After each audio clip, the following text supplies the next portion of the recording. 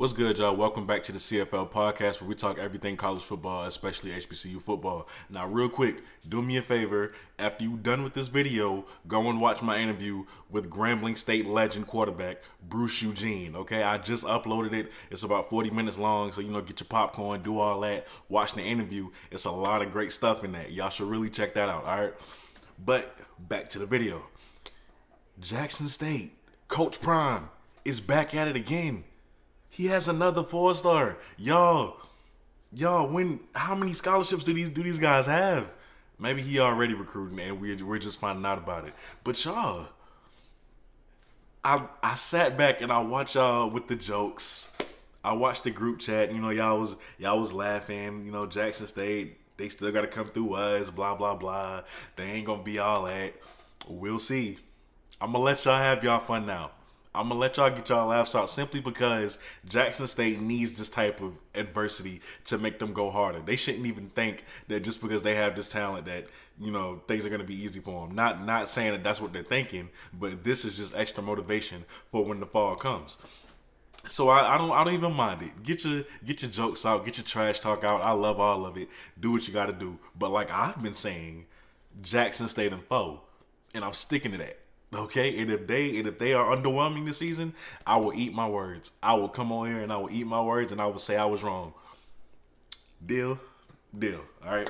Now today, the 4-star that we're talking about is none other than Malachi Wideman. All right, 6'4", 200-pound receiver out of Venice High School from Venice, Florida. Now, nationally, he's ranked 117th. At his position, he's ranked number 22. In the state of Florida, he's ranked number 19th. The crazy thing about him is not only is he a 4-star as a football prospect, but he was a 4-star as a basketball prospect. Yes, he is a 2-sport star. And who knows better about being a 2-sport athlete than Coach Prime himself? Coach Prime is going to be such a good mentor for him as far as how to balance both sports, because he tried to do that at Tennessee, but for some reason, some undisclosed reason, it just didn't happen. I tried to find out why it didn't work out basketball wise at Tennessee.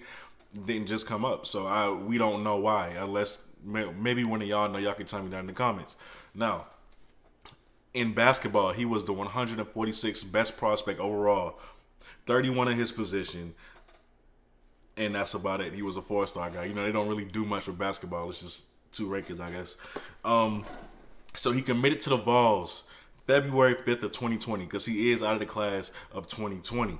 After decommitting from Florida State, he was originally committed to Florida State. He decommitted after Willie Taggart got fired. He spent some time looking at schools, like how that goes. He opened back up his recruitment, and then he decided Tennessee it is. So he went to Tennessee his freshman year. Keep in mind, this guy was a blue chip recruit. So much so that John Garcia, the national recruiting analyst for 24/7 Sports Composite, you know how sometimes they'll do draft predictions for certain prospects.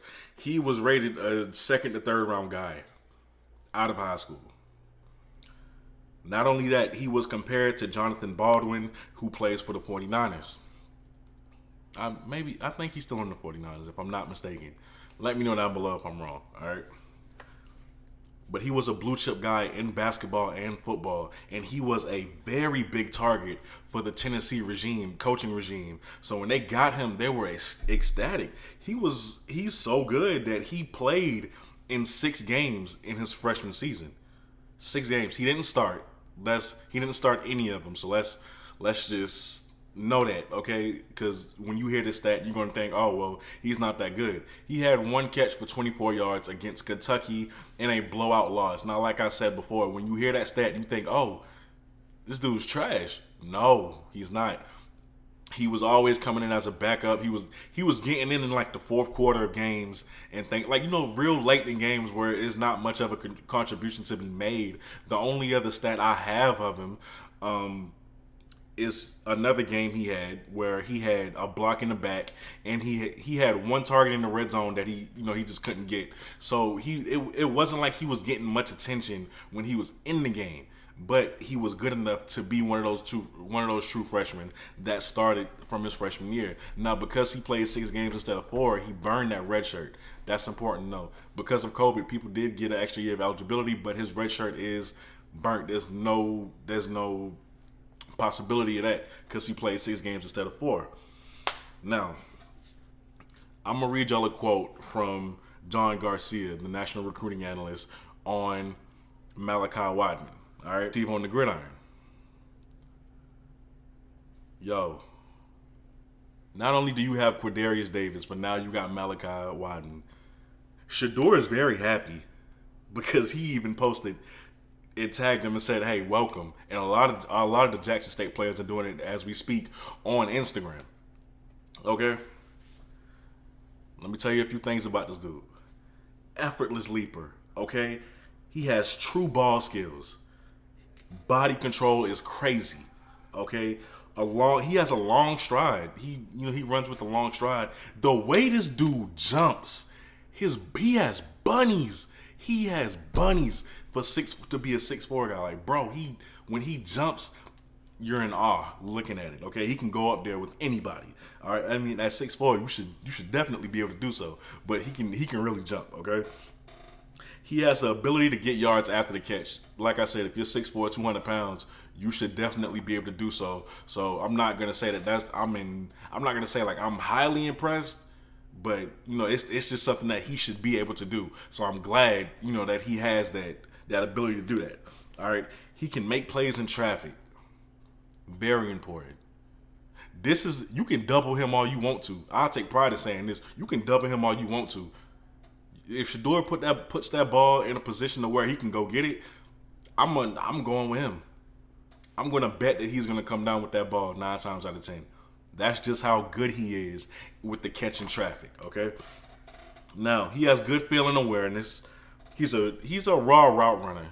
He's being a 2-sport athlete. You don't get time to focus on one, so something's gonna lack in every prospect. Nobody's perfect. We expected his game to fall short somewhere, and it's not bad. It's just he's a raw route runner. He can get better, and I'm pretty sure he will get better. He's only a freshman, rising sophomore now, so he'll be just fine. And he was said that he could have a pro career in either sport. This dude is good at basketball. As a matter of fact, watch this clip.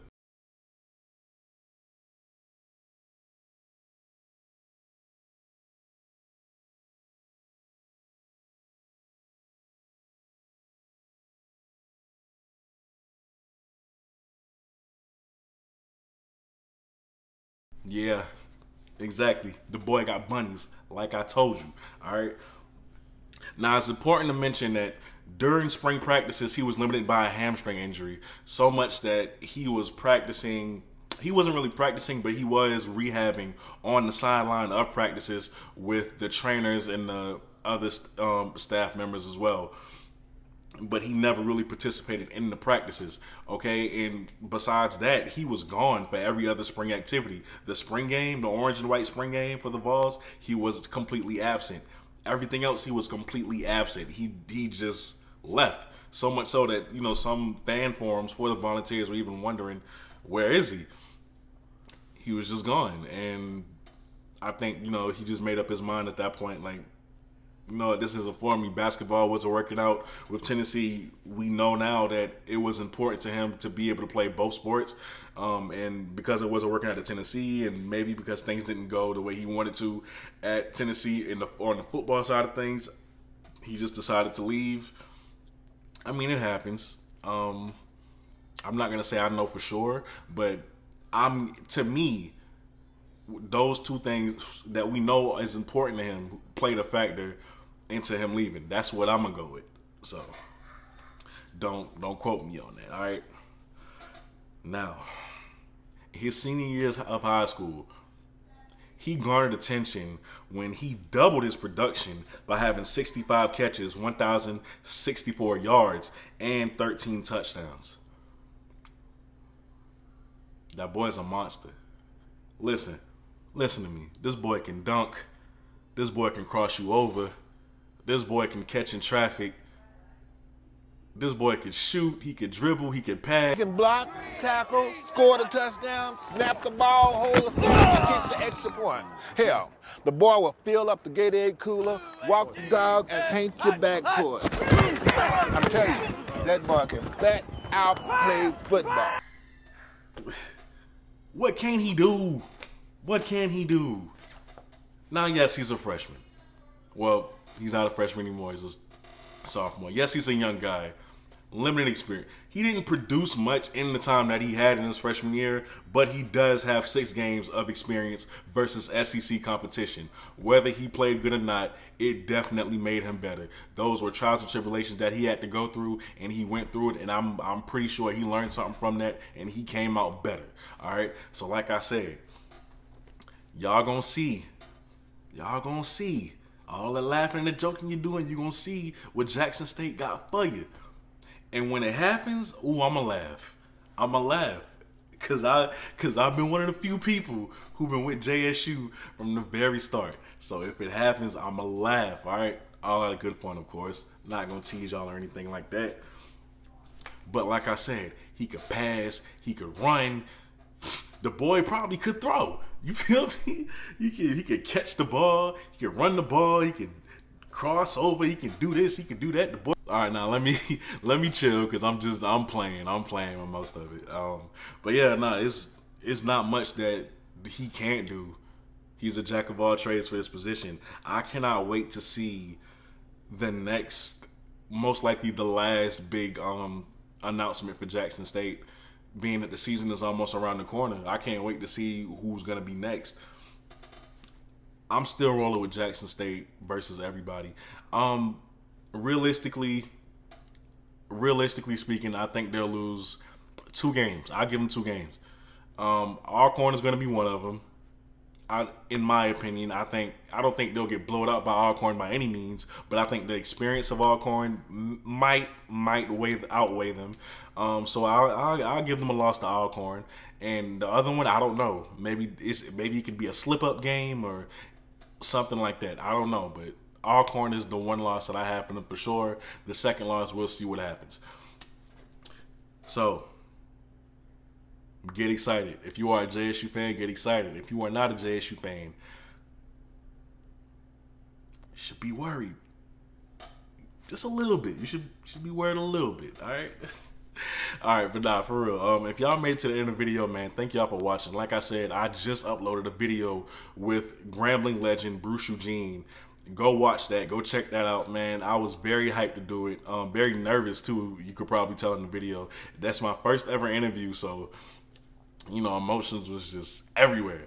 So, yeah, man. Thank y'all for watching to the end of the video. We are at 1,400 subscribers, y'all. Thank y'all so much for rocking with my channel and rocking with my content. I really appreciate y'all.